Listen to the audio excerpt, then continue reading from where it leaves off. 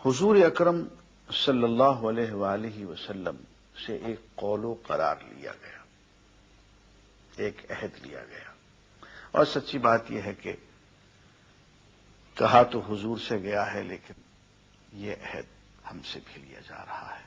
قل ان صلاتی و نسکی و محیای و مماتی للہ رب العالمین لا شریک لہ وبذالک امرت وانا اول المسلمین۔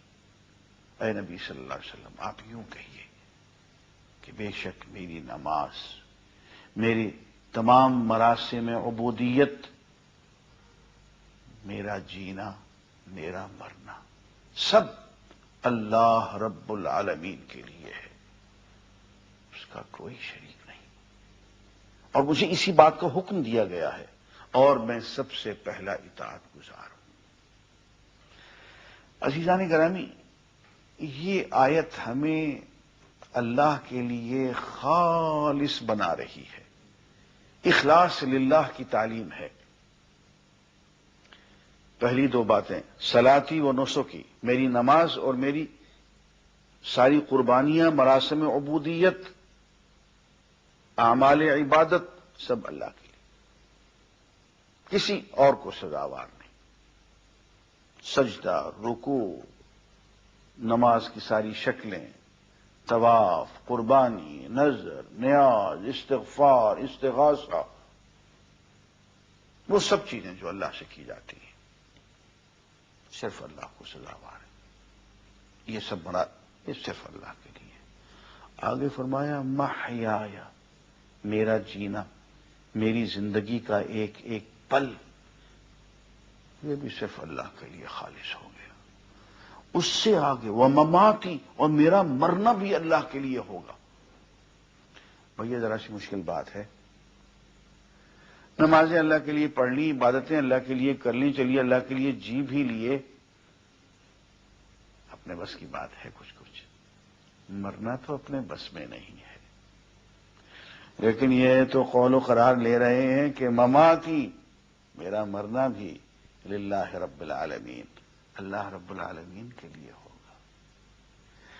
معلوم یہ ہوا کہ ہم سے یہ چاہتے ہیں کہ ہم پوری کی پوری زندگی، ہم جینا، ایک ایک حیات کا پل، ایک ایک گھڑی، سب ہم اللہ کے لیے اس قدر خالص اور مختص کر دیں کہ وہ جب چاہیں موت عطا فرما دیں، موت انہی کے راستے میں ہی آئے۔ کسی اور کے لیے ہم زندگی کا کوئی حصہ، کوئی وقت باقی نہ چھوڑیں، تب جا کے یہ تقاضا پورا ہوگا، مماتی للہ رب العالمین، میرا مرنا بھی اللہ کے لیے ہوگا۔ عزیزان گرامی، یہ اخلاص کی کیفیت اس وقت حاصل ہو سکتی ہے جب ہم اللہ کی ذات کو اپنا ہدف، اپنا مقصود اول، محبوب حقیقی ٹھہرا، اسی کو اپنی ترجیح اول ٹھہرا لیں، جب جا کے یہ اخلاص کی کیفیت حاصل ہوتی ہے کہ اب جو کچھ بھی کریں گے صرف اللہ کے لیے کریں گے۔ کاروبار ہے، ملازمت ہے، تجارت ہے، زراعت ہے، سب اللہ کے لیے ہوگا۔ دوستی ہے، محبت ہے، پیار ہے، ہاں غصہ ہے، سب اللہ کے لیے ہوگا۔ عزیزان گرامی، یہاں پہ یہ بات بھی فرما دی کہ اگر تم اللہ کے لیے مخلص ہو جاؤ گے سارے کے سارے، تو سب ایک قوم بن جاؤ گے، متحد ہو جاؤ گے۔ اور اگر اس اخلاص میں کمی آ گئی، اللہ کی خاطر نہیں، کچھ اپنے نفس کی خاطر کر رہے ہیں، کچھ فلاں کی خاطر کر رہے ہیں، تو فرمایا پھر منتشر ہو جاؤ گے، پھر بٹ جاؤ گے، پھر فرقے فرقے بن جاؤ گے۔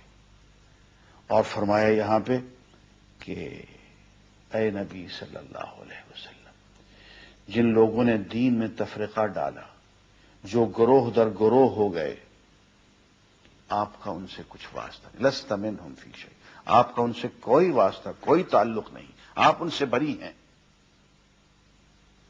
معلوم یہ ہوا کہ اللہ کو کسی شکل میں بھی یہ قبول نہیں ہے